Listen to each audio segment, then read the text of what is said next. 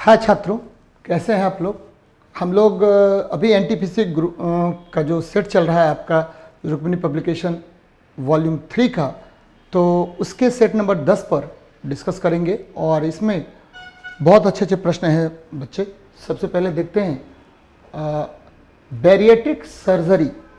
Bariatric surgery यहाँ देख लीजिए, बैरिएट्रिक सर्जरी किसके कार्य के लिए किया जाता है। तो बच्चे जब भी बैरिएट्रिक सर्जरी की हम लोग बात करेंगे तो किसी व्यक्ति के पेट में जब परिवर्तन होता है और पेट में बहुत सारी चर्बियां हो जाती है तो उस चर्बी को हटाने के लिए हम एक सर्जरी करते हैं जिसको बैरिएट्रिक सर्जरी कहा जाता है। एकदम ध्यान में रखिएगा, क्या कह रहे हैं कि आपका पेट में देखिएगा कोई व्यक्ति बहुत मोटा हो गया तो उसके पेट में बहुत सारी चर्बियां जम जाती है और उस चर्बी को हटाने के लिए जिस तकनीक का प्रयोग करते हैं उस तकनीक को बैरिएट्रिक सर्जरी कहा जाता है। यहाँ देखिए फेफड़ा, आपको पता है फेफड़ा हमारे शरीर में ऑक्सीजन रक्त में मिश्रित करने का कार्य करता है और फेफड़ा का जो यूनिट होता है वो एल्वियोली को कहा जाता है। किसको कहते हैं? एल्वियोली को कहते हैं। हृदय, तो हृदय जो है ठीक है, यह रक्त का पंपिंग करता है। हृदय पूरे शरीर में रक्त को का मूवमेंट करवाता है। हमारा जो मनुष्य का हृदय होता है वो 4 चैम्बर में विभक्त होता है। ऊपर वाले भाग को आर्टरी कहते हैं, नीचे वाले हिस्से को निलय कहते हैं। यानी आर्टरी बोलते, ऊपर वाले हिस्से को हम लोग बोलते हैं ऑरिकल और नीचे वाले हिस्से को याद रखिएगा वेंट्रिकल कहते हैं। क्या कहते हैं? वेंट्रिकल कहते हैं। यानी ऊपर वाला हिस्सा जो है वेंट्रिकल कहा जाएगा। ऊपर वाला हिस्सा ऑरिकल यानी अलिंद कहलाएगा, नीचे वाला हिस्सा वेंट्रिकल या निलय कहलाएगा। और ऊपर वाले के हिस्से से ज़्यादा मोटा होता है क्या? नीचे वाला हिस्सा होगा। याद रखिएगा कि आपका जो हार्ट है उसका बायां भाग जो होता है, बायां यानी लेफ्ट साइड जो होता है वो प्योर ब्लड का हिस्सा होता है और दायां भाग जो होता है वो आपको इम्प्योर ब्लड का हिस्सा होता है। चलिए आगे बढ़ते हैं, नेक्स्ट क्वेश्चन देखते हैं क्या कह रहा है आपका। और यहाँ देख लीजिए क्वेश्चन नंबर है, ठीक है बच्चे, सीधे आते हैं हम लोग। ये देखिए, हाँ ये बहुत इंपॉर्टेंट क्वेश्चन है। कह रहा है कि डैश ने ऊष्मागतिकी के प्रथम 2 नियम को संहिताबद्ध किया और यह निष्कर्ष निकाला कि ताप का निरपेक्ष मान 273.15 डिग्री सेल्सियस होता है। इसके लिए उन्हें केल्विन तापमान स्केल के नामांकन के लिए सम्मानित किया गया और ये नाम है विलियम थॉमसन का। यहाँ देखिए केल्विन पैमाना पर अगर बात करेंगे तो केल्विन तापमान का एसआई मात्रक है। तापमान का एसआई मात्रक, तापमान का एसआई मात्रक क्या होगा? तो बच्चे तापमान का एसआई मात्रक होता है केल्विन। और ध्यान में रखना है कि जब भी केल्विन की चर्चा हम लोग करते हैं तो केल्विन में 2 बातें आपको याद रखनी चाहिए। क्या रखनी चाहिए याद? पहला -273.15 डिग्री सेल्सियस को हम लोग क्या कहते हैं? परम शून्य ताप, और इसको 0 केल्विन भी कहा जाता है बच्चे। और याद रखना है कि एक ही तापमान स्केल ऐसा होता है जिस पर आपका निगेटिव तापमान नहीं हो सकता है, वो है केल्विन स्केल। यहाँ देखिए रॉबर्ट हुक ने प्रत्यास्थता का नियम दिया था। रॉबर्ट हुक ने किसका नियम दिया? तो प्रत्यास्थता का नियम दिया था। विलियम क्रुक्स ने आपको विसर्ग नली के प्रयोग से संबंधित कार्यों का निष्पादन किया था और इन्होंने विसर्ग नली, याद होगा आपको, मैं बहुत बार आपको बताता हूं कि एक जो है हम लोग कांच की नली लेते हैं जिसमें उच्च विभवांतर के लिए 2 इलेक्ट्रोड लगा देते हैं और उच्च, ठीक है, आपको जो मूवमेंट होता है गैसों का उसमें एक उच्च विभवांतर हम प्रोड्यूस करेंगे। ये मान लीजिए कांच की नली है, इसमें 2 इलेक्ट्रोड लगा दिया गया है और इसमें उच्च विभवांतर जब उत्पन्न करेंगे तो इसमें क्या होता है? आपको विसर्जन उत्पन्न होता है। तो इसके बारे में हमको किसने बताया था? विलियम क्रुक्स ने बताया था। चलिए आगे बढ़ते हैं, ध्यान दीजिएगा जरा।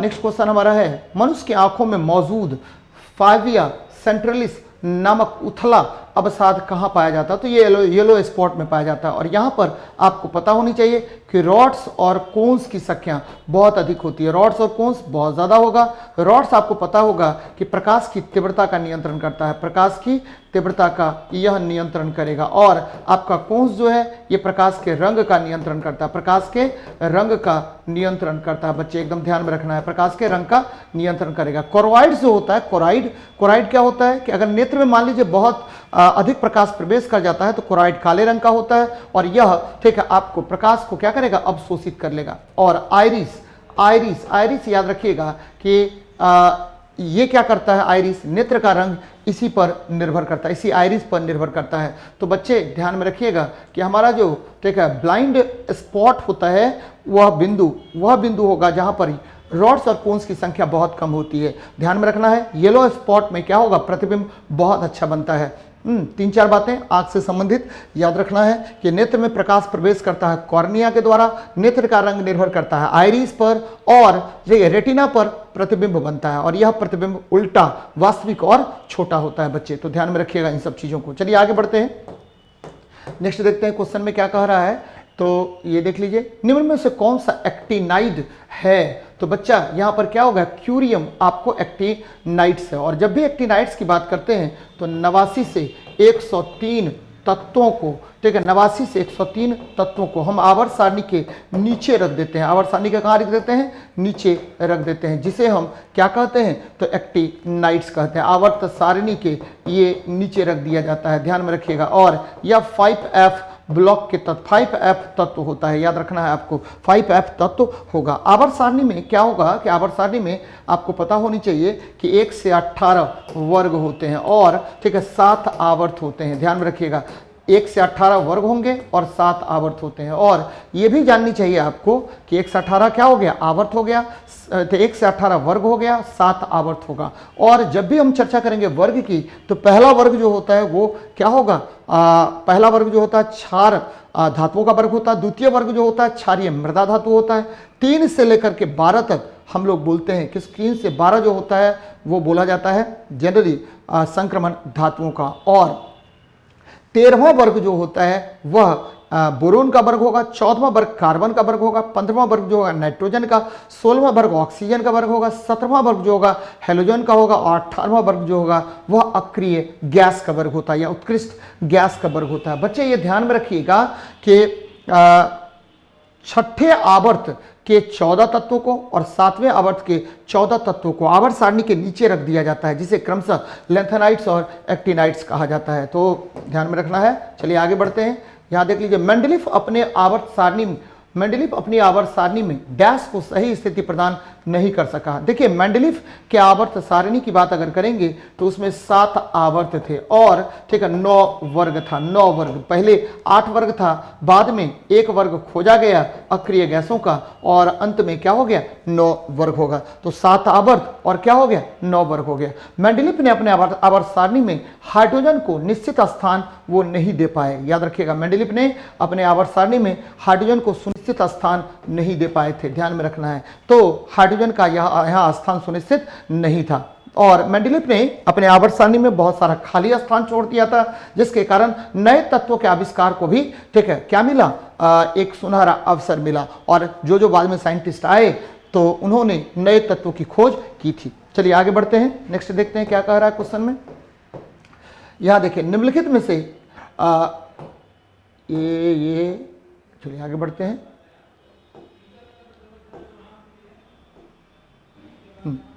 कह रहा है क्वेश्चन क्या कि इनमें से मांसाहारी पौधा कौन सा है। तो बच्चे मांसाहारी पौधा ठीक है क्या होगा, तो वेनस फ्लाईट्रैप होगा, या डोरसेरा होता है, या नेपेंथिस होता है। ये देखिए, ये पौधे जो हैं कहाँ उगते हैं, तो ये पौधे सभी पौधे उगते हैं कहाँ पर, तो ये उगेंगे आपको नाइट्रोजन जहां कम होगा, ठीक है, ऐसी भूमि जहां नाइट्रोजन कम हो, जहां नाइट्रोजन क्या होता है, जहां कम होता है, उस भूमि पर कौन सा पौधा उगता है, तो याद रखिएगा कि वेनस ट्रैप, डोरसेरा और नेपेंथिस उगता है। और ये क्या होता है कि आपको जो इसमें जो आपका पत्तियां होती है वो घड़े के समान होता है, और ये क्या करता है, आपको ट्रैप कर लेता है, किसको, तो कीटों को ट्रैप कर लेगा और उसको पचा जाता है, और वहीं से वो नाइट्रोजन प्राप्त करता है। बच्चे हाइकिंथ अगर बात करेंगे तो ये क्या होता है, तो आपको जो जल कुंभी एक तरह से कहिए, और इसे जो दामोदर नदी का हम क्या कहते हैं, दामोदर नदी का कहीं एक तरह से आतंकवादी भी कहते हैं, क्योंकि एक तीव्र गति से फैलता है, और ये क्या होता है, जितना ज़्यादा पानी गंदा होगा वहाँ पर हाइकिंथ जैसे प्लांट क्या होते हैं, उगते हैं। चलिए देखते हैं नेक्स्ट क्या कह रहा है आपका क्वेश्चन। तो एक वयस्क मानव के पास में कितने कैनाइन होते हैं। तो बच्चे कैनाइन की बात कर रहे हैं हम लोग, तो मनुष्य में दांत की बात कीजिए, तो मनुष्य में कितने दांत, तो मनुष्य में दांत होते हैं मुख्य रूप से 4 प्रकार के, ICPM, याद रखिए, मैं बार बार बोलता हूं, तो इंसीजर, कैनाइन, प्रीमोलर, मोलर। मनुष्य का जो दंत फॉर्मूला होता है 2 1 2 3 2 1 2 3 21 23 होता है। ये एडल्ट की बात कर रहे हैं, हम एडल्ट की बात कर रहे हैं। यहाँ पर आई से इंसीजर हो गया, सी से कैनाइन हो गया, पीएम से प्रीमोलर हो गया और ठीक है एम से मोलर हो गया, यानी कृंतक, रदंतक, ठीक है, अग्र चवर्णक और चवर्णक होता है। क्वेश्चन में पूछा जा रहा है कि कैनाइन टीथ कितने होते हैं। तो यहाँ देखिए कैनाइन टीथ कितने होंगे, इसको 4 से गुना कर दीजिए तो 4 गुना 4, 4 गुना 4, यानी कुल मिलाकर के पूरे दांतों में 32 दांतों में ये एक जबड़ा का है बच्चे फॉर्मूला। तो एक जबड़े में मतलब एक जबड़े में या पूरे दांतों में कुल मिलाकर के 4 जो है उसमें कैनाइन पाए जाते हैं। अगर मोलर की बात करेंगे तो 12 मोलर पाया जाएगा, अगर प्री मोलर की बात करेंगे तो 8 प्री मोलर पाया जाता है। अगर हम बात करें बच्चों में तो देखिए बच्चों में क्या होता है, तो बच्चों में 2102 होता है, 2102 गुना 4 हो गया। बच्चे तो याद रखना है कि जो मिल्क टीथ होता है वो केवल 20 होता है। कितना होगा, 20 मिल्क टीथ होगा। तो आंसर हो जाएगा 4 नंबर। चलिए देखते हैं नेक्स्ट क्वेश्चन क्या कह रहा है आपका। यह देखिए बहुत अच्छा प्रश्न है। कह रहा कि धरती की सतह पर मापने पर एक वस्तु का भार 60 न्यूटन है, चंद्रमा की सतह पर मापने पर कितना होगा। तो आपको पता है कि चंद्रमा पर जो गुरुत्वीय त्वरण होता है, acceleration due to gravity at moon जो होगा वो पृथ्वी पर गुरुत्वीय त्वरण का 1/6 होता है। तो यहाँ देख लीजिए क्या करेंगे हम लोग, तो 1/6 कर लीजिए। तो भार क्या होता है, भार बराबर, यहाँ पर अर्थ पर बात कर रहे हैं, भार बराबर क्या होता है, द्रव्यमान गुना गुरुत्वीय त्वरण हो गया, द्रव्यमान गुना गुरुत्वीय त्वरण। तो द्रव्यमान गुना गुरुत्वीय त्वरण हो गया, कोई प्रॉब्लम नहीं है। अब क्या करेंगे कि भार कहां पर, चंद्रमा पर, तो पृथ्वी पर भार का क्या होगा, 1/6 होगा। तो बच्चे देख लीजिए तो भार कितना हो गया, भार हो गया 60 न्यूटन, बटा क्या कर दीजिए 6 कर दीजिए तो 10 न्यूटन हो जाएगा। क्योंकि चंद्रमा पर जो गुरुत्वीय त्वरण होगा उसका मान 1/6 हो जाता है, जिसके कारण भार का मान भी कम होगा। याद रखिए पृथ्वी से ऊपर बढ़ने पर भार का मान क्या होता है, घटता है। पृथ्वी के अंदर जाने पर भार का मान क्या होता है, घटता है। विषुवत रेखा पर भार का मान क्या होगा, कम होता है। पृथ्वी के केंद्र पर भार का मान क्या हो जाता है, 0 हो जाता है। तो बच्चे ये ध्यान में रखिएगा। चलिए आंसर हो जाएगा सी नंबर। नेक्स्ट देखते हैं क्या कह रहा है क्वेश्चन में। यहां देखिए अमोनियम क्लोराइड के एक अणु में कितने परमाणु होते हैं। अमोनियम क्लोराइड तो NH4Cl बोलते हैं, NH4Cl बोलेंगे। अमोनियम क्लोराइड का मतलब क्या हो गया, जिसको नौसादर भी कहा जाता है। अमोनियम क्लोराइड यानी NH4Cl, नौसादर भी इसको कहेंगे। तो बच्चे यहाँ देखिए नाइट्रोजन का 1 परमाणु, हाइड्रोजन का 4 परमाणु और क्लोरीन का 1 परमाणु। तो कुल मिला के कितने परमाणु हो गए, 6 परमाणु हो जाएगा। आंसर क्या हो जाएगा, 6 हो जाएगा। डी नंबर आंसर होगा, याद रखना है इसको। चलिए देखते हैं नेक्स्ट क्वेश्चन को क्या कह रहा है आपका। 50 केजी द्रव्यमान का एक लड़का 45 सीढ़ियां 10 सेकंड में चढ़ता है। यदि प्रत्येक सीढ़ी की ऊंचाई 16 सेंटीमीटर हो तो उसकी शक्ति बताइए। तो पावर बराबर क्या होता है, mgh/t, यानी ये पावर क्या है, ये पोटेंशियल एनर्जी है। मैं बार बार बताता रहता हूं। अब देखिए द्रव्यमान का मान कितना है, 50 केजी है, गुना क्या कर दीजिए, जी का मान 10 कर दीजिए। h का मान 45 सीढ़ी है, 45 सीढ़ी तो 45 गुना 16 और 16 सीढ़ी है तो 16 सेंटीमीटर में है। इसको मीटर में बदलने के लिए 10⁻⁻2 से गुना कर दीजिए बटा टी का वैल्यू कितना है, देखिए 10 सेकेंड है। तो 10 काट दीजिए, ये देखिए क्या होगा। तो बच्चे यह हो जाएगा, कितना हो गया, तो ये देख लीजिए गुना कर लेते हैं हम लोग।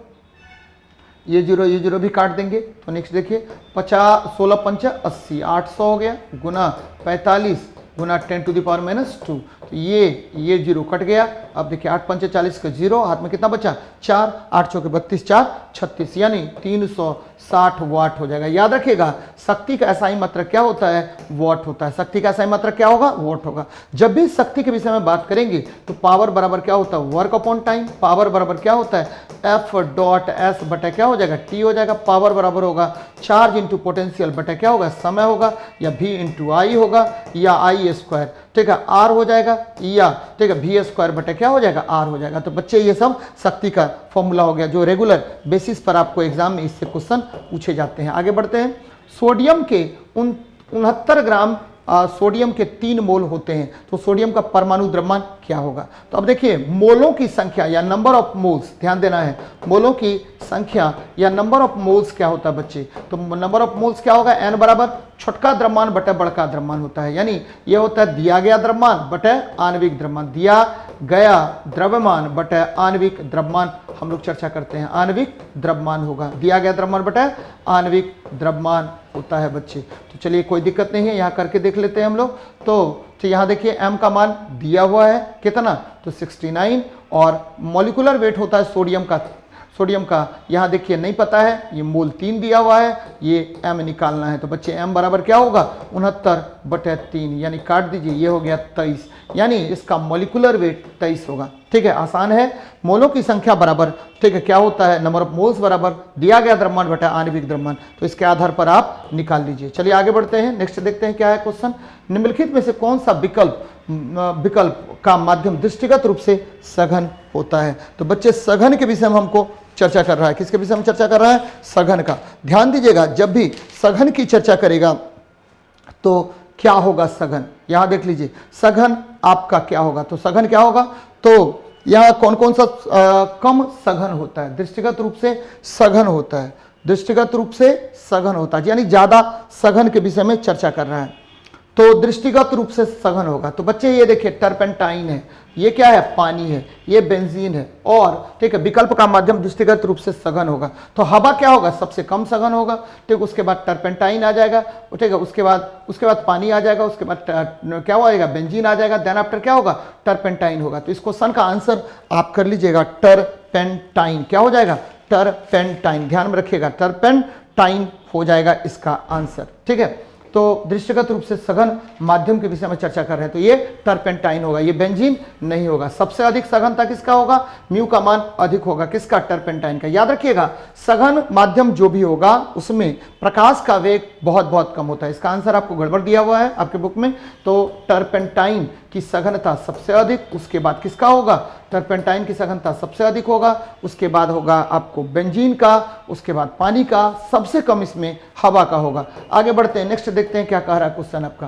कह रहा है कि 100 वाट का एक इलेक्ट्रिक बल्ब प्रतिदिन 8 घंटे तक जलता है, तो एक सप्ताह में यूनिट ऊर्जा खर्च बताइए। तो पावर गुना n गुना टी, ठीक है, ये क्या हो जाता है आपको यूनिट विद्युत खपत, यूनिट विद्युत खपत, ध्यान रखिएगा यूनिट विद्युत खपत होता है बराबर पावर गुना n गुना टी बटे 1000 हो गया।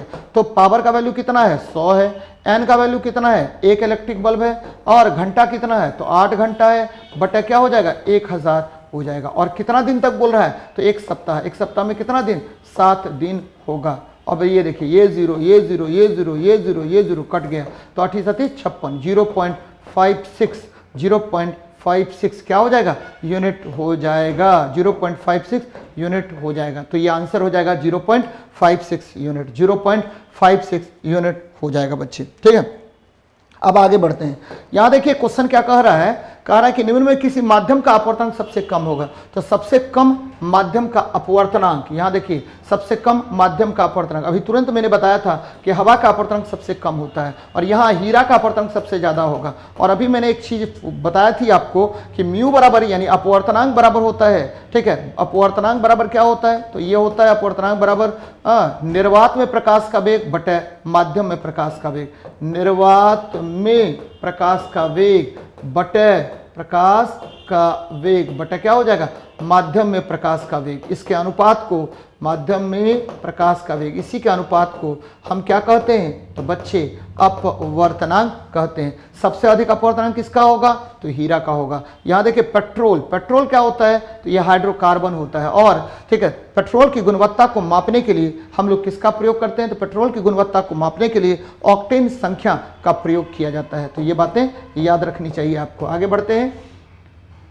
किसी भी समय कार की डैश चाल को उसके स्पीडोमीटर द्वारा मापा जाता है। देखिए जब भी आप स्पीडोमीटर का प्रयोग करेंगे बच्चे तो हमेशा हम लोग क्या करते हैं तो मापने के लिए हम लोग यूज करते हैं तत्कालिक, ठीक है, तात्क्षणिक, ठीक है, तात्क्षणिक मापेंगे। किसको मापेंगे तात्क्षणिक, ठीक है, तात्क्षणिक वैल्यू या तात्क्षणिक चाल को मापेंगे। अब ये देखिए तात्क्षणिक चाल होता क्या है, तो आपको पता होगा किसी पर्टिकुलर सेकेंड में, ठीक है, अगर चाल निकालना हो, मान लीजिए कि वस्तु 10 सेकेंड तक गति कर रही है, अब हमको निकालना है माइक्रो सेकेंड में, 0.001 सेकेंड में निकालना है, एट द पर्टिकुलर टाइम आपको, ठीक है, चाल का मान निकालना है। तो ऐसे चाल को हम इंस्टेंटेनियस स्पीड कहते हैं, या ठीक है इंस्टेंटेनियस वैल्यू कहेंगे। तो बच्चे यहाँ पर स्पीडोमीटर द्वारा हम लोग तात्क्षणिक चाल को मापते हैं। चलिए आगे बढ़ते हैं, नेक्स्ट क्वेश्चन देखिए क्या कह रहा है। डैश की अधिक विविधता, डैश अधिक विविधता की उत्पत्ति को संभव बनाता। देखिए सबसे अधिक विविधता उत्पन्न करेगा उत्परिवर्तन। कौन करेगा? उत्परिवर्तन करता है। उत्परिवर्तन यानी म्यूटेशन, और म्यूटेशन के कारण जीवों में अनेक प्रकार के परिवर्तन संभव होते हैं, और ये उत्परिवर्तन जीन में परिवर्तन के कारण होता है, जीन में परिवर्तन के कारण उत्पन्न होगा। और जीन में परिवर्तन सबसे अधिक होता है लैंगिक जनन में। बच्चे किसमें होगा? लैंगिक जनन में सबसे अधिक आपको जीन में परिवर्तन होता है, इसलिए आंसर हो जाएगा 79 का सी नंबर। आगे बढ़ते हैं, नेक्स्ट क्वेश्चन देखिए क्या कह रहा है। तो F बराबर जी एम एम बटा डी स्क्वायर, सूत्र में जी को क्या कहते हैं? तो इसे गुरुत्वाकर्षण, सर्वात्रिक गुरुत्वाकर्षण नियतांक कहते हैं। यहां देखिए F बराबर जी एम एम बटा क्या हुआ? डी स्क्वायर होगा, जहां जी जो है गुरुत्वाकर्षण नियतांक है, गुरुत्वाकर्षण नियतांक होता है। और ये नियतांक याद रखिएगा, इसका वैल्यू होता है 6.67 इंटू 10⁻11 न्यूटन मीटर स्क्वायर पर केजी स्क्वायर होता है, ध्यान में रखिएगा, ठीक है। ये इसका मान सबसे पहले हेनरी कैवेंडिश ने निकाला था। गुरुत्व बल के विषय में बात करते हैं। अगर दो वस्तु है, इसमें से एक पृथ्वी है और दूसरा कोई अन्य वस्तु है, तो उसके बीच लगने वाले बल को हम क्या कहेंगे? तो ये गुरुत्व बल कहा जाएगा बच्चे, तो ध्यान में रखना है इसको। आगे बढ़ते हैं, नेक्स्ट क्वेश्चन देखिए क्या कह रहा है आपका। जब बल और विस्थापन के बीच कोण कितना हो? 90 डिग्री हो तो किया गया कार्य हमेशा शून्य होता है। आपको पता है कार्य W बराबर क्या होता है? कार्य W बराबर F डॉट S होता है, और ये क्या होगा? FS cos थीटा हो जाएगा। और चूंकि थीटा बराबर यहाँ पर 90 डिग्री है, इसीलिए कार्य W बराबर क्या हो जाएगा? तो FS cos 90 डिग्री, और ये cos 90 बराबर क्या हो जाएगा? 0 हो जाएगा बच्चे। कार्य का मान क्या हो जाता है? शून्य हो जाएगा। तो ये क्या होगा? शून्य हो जाता है, यानी कोई कार्य नहीं होता है। कार्य का एसआई मात्रक क्या होगा? जूल होता है बच्चे। कार्य का सीजीएस मात्रक क्या होगा? अक्स होगा, ध्यान में रखना है इसको। अब देखिए कार्य मैंने आपको बताया कि W बराबर क्या होगा? F डॉट S होता है, और यहाँ पर FS cos थीटा होगा। अब ये महत्तम कब होगा? जब थीटा का मान क्या होगा? 0 डिग्री होगा, तो W महत्तम होगा, मैक्सिमम होगा। और थीटा का मान अगर 180 डिग्री होगा तो W बराबर क्या होगा? माइनस FS होगा। थीटा का वैल्यू अगर 0 डिग्री होगा, 90 डिग्री होगा, तो कार्य क्या हो जाएगा? शून्य हो जाएगा। तो ये सब बातें आपको याद रखनी चाहिए, बार बार इस तरह के प्रश्न पूछे जाते हैं। चलिए मिलते हैं हम लोग 11वें नंबर सेट पर, मिलते हैं 11वें नंबर सेट पर। और आप लोग अच्छे से पढ़िए, खूब अच्छे तरीके से मेहनत कीजिए, और आगे आपका एग्जाम शुभ हो। मेरी तरफ से ढेर सारी शुभकामनाएं हैं। चलिए मिलते हैं नेक्स्ट क्लास में।